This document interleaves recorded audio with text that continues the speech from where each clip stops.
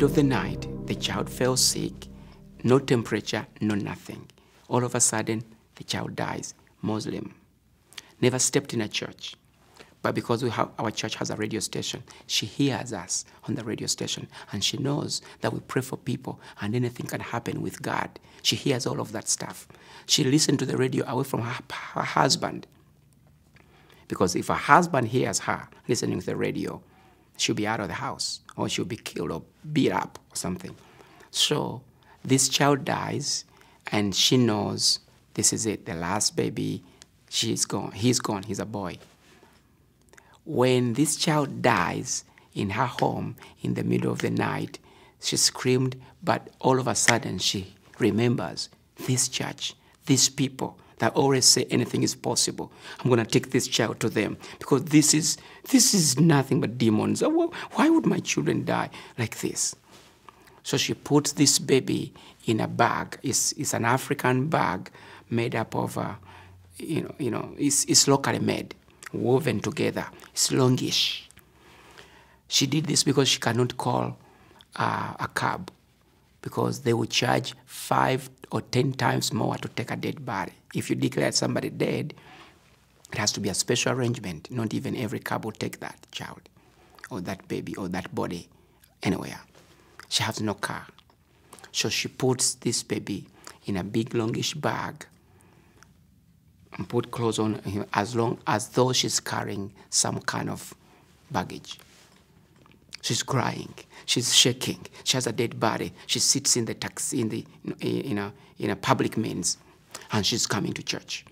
Our church is right by the road, and taxis don't run frequently in that time of the hour, so she had to wait a little bit. Finally comes to the church, slopes down into our church. She finds people praying, and others are arranging the church and all of that.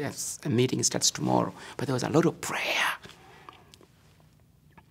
When she comes in, she never seen people praying. She doesn't know what's going on. She never seen a Christian church, but people are praying, and others are not speaking in our language. They're praying in the spirit. She doesn't know nothing, but she doesn't care. She's desperate. So what happens? She put the bag with the baby on the platform, and she goes back and sits, and she doesn't know what to do. So she cries.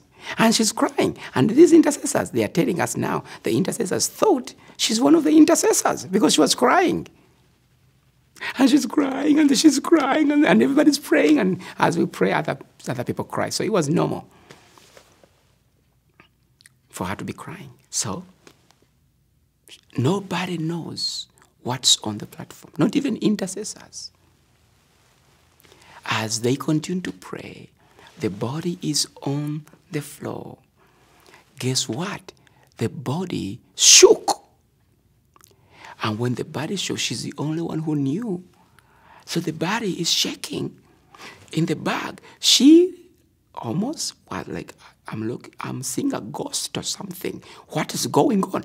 The baby. And then she stands up, she screams out. Before she would come on the platform, the baby is kicking and now is rolling down. We have you call them steps? We have steps on the platform. So the body is rolling down the platform because he's alive.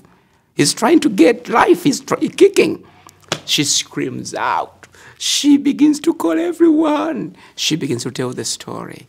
The whole place erupted. God was glorified. This woman is now a Christian. She loves Jesus. She got kicked out of the house, but she has her son alive today. And half of her family got saved because of this. They know the power of God is there. Others are keeping the status of Islam. They don't want to shame the rest of the family. But an impact on this family. One by one, they are keeping coming to Jesus Christ because of this. So that was a miracle. It was powerful. It's amazing. And the cool thing about it is that we didn't even pray intentionally for this. God is trying to show us, if you can accommodate my presence, anything can happen out of that.